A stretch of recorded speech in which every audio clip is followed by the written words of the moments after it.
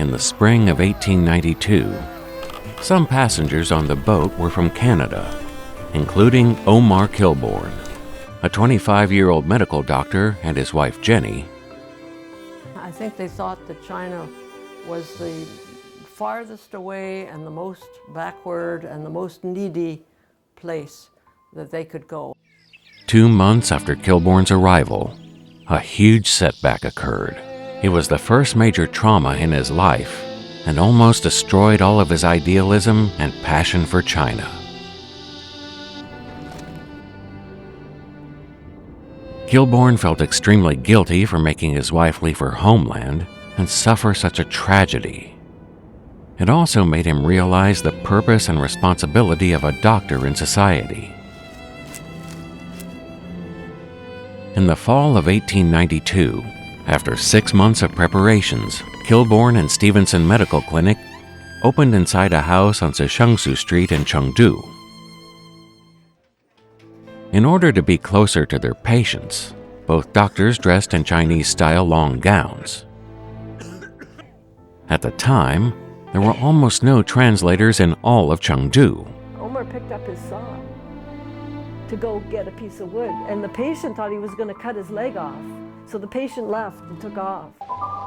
After the 1-year anniversary of Jenny's death, Kilborn would also welcome the most important partner in his life. In the summer of 1893, he left for Shanghai to welcome 2 Canadian women to China, one of whom was a medical doctor named Retta.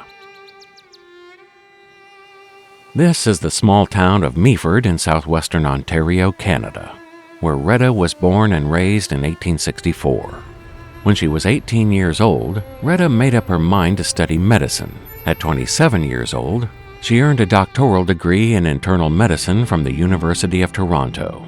In the spring of 1893, the 29-year-old Retta and her friend arrived in Shanghai. After learning Chinese for 6 months, she met Kilborn, who came from Sichuan to welcome her. If you were a young woman, graduating from university, where could you go for a career? If you wanted an exciting life, you could go to China. China was the most exotic place. That's where people wanted to go. In 1897, a larger hospital was built on the site of the old clinic in Chengdu, raising funds from various sources. The new hospital had 25 beds and the capacity to receive inpatients. It could meet the needs of more patients. Considering Chinese customs in that era and how women didn't want to be seen in public places, an all-new women and children's hospital was built as well. This was the first women and children's hospital in Western China. Retta became the first female doctor of Western medicine in Sichuan's history. The hospital was popular after opening and was often crowded. This photo shows Retta seeing patients,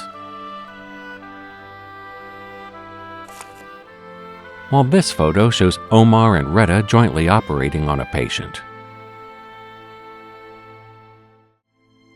A report from June 1898 showed that after 14 months of operation, the hospital had treated 10,686 patients with 125 anesthetized surgeries and 25 smaller surgeries. Kilborn wrote in his work journal that among the 2,848 new patients, 62 had come from 47 counties across the province's total of 112 counties, which meant Western medicine was being accepted by the people of Sichuan. The elders have passed, but the Kilborn family's love affair with China was not over. The year after Kilborn's passing, a group of ambitious young people headed for China from Vancouver. Among them, there is Kilborn's oldest son, Qi Zhendao, Leslie, who has just been granted the medical and philosophy from the University of Toronto, and his wife, Qi Xingqin, Janet. With their friends, basking in the warm breeze of the Pacific Ocean, they headed for their new future in China.